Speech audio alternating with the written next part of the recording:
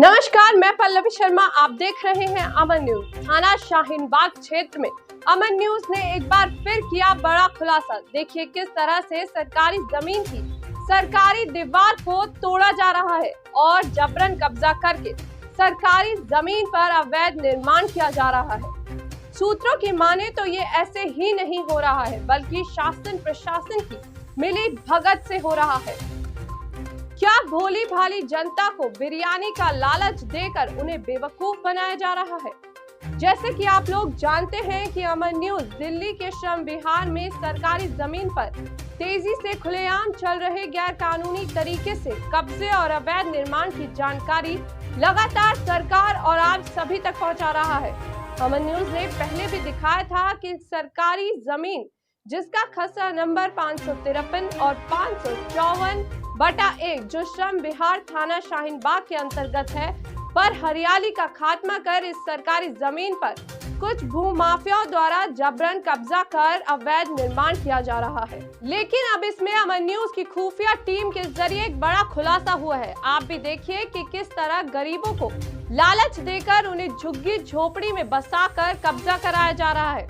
आज आपको बताते हैं कि श्रम विहार में भूमाफिया किस तरह से गरीब लोगों को अपना मोहरा बनाकर सरकारी जमीनों पर कब्जा करवा रहे हैं। आपको बता दें, ये भूमाफिया और इनकी गैंग मिलकर गरीब लोगों को इन सरकारी जमीन पर झुग्गी झोपड़ी डलवाकर कब्जा करवाते हैं और फिर बिरयानी का लालच देकर रातों रात काम करवाकर लेंटर डाल दिया जाता है।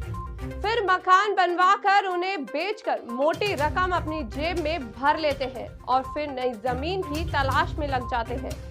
ये सिलसिला ऐसे ही चलता रहता है, यहाँ तक कि इन लोगों को कोरोना जैसी महामारी का डर भी नहीं रहा। देखिए किस तरह से कोरोना नियमों को तोड़ा जा रहा है, लोगों की भीड़ इकट्ठी की जा रही है। साफ साफ देख सकते हैं कि किस तरह बच्चे भी यहाँ पर मौजूद हैं। यह सब किसकी इजाजत से किया जा रहा है?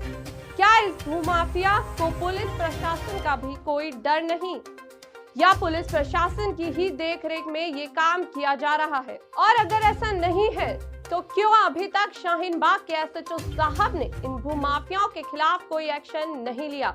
सोचने वाली बात है कि ये जमीन सरकारी होने के बाद भी इस पर बनी सरकारी दीवार को तोड़ दी जाती है और सरकार के कान पर जूं तक नहीं रेंगती।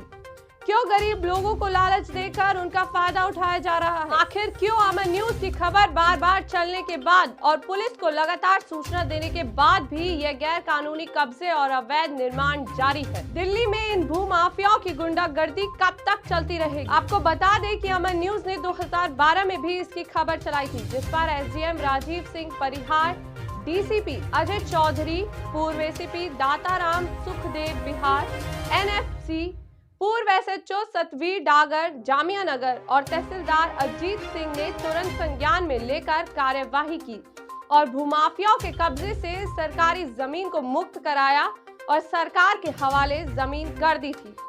लेकिन अब सवाल यह है कि जब 2012 में इन भूमाफियाओं के खिलाफ कार्रवाई की जा सकती है, तो अब क्यों नहीं?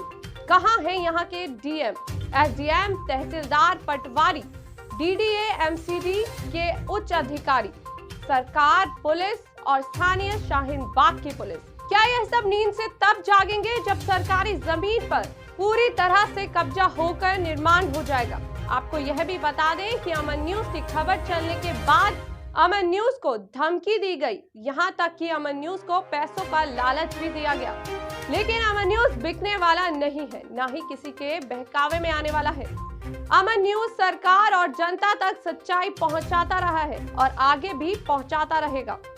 और जिस तरह 2012 में सरकार की जमीन सरकार को हैंडओवर कराई थी, उसी तरह अब भी सरकार की जमीन सरकार को दिलवा कर रहेगा। बताते चले कि सूत्रों के हवाले से यह भी पता चला है कि कुछ दलाल अमन न्यूज को बदनाम करने और लोगों को गुमराह करने की कोशिश कर रहे हैं और पैसे ऐंठने की भी फिराक में लगे हुए हैं।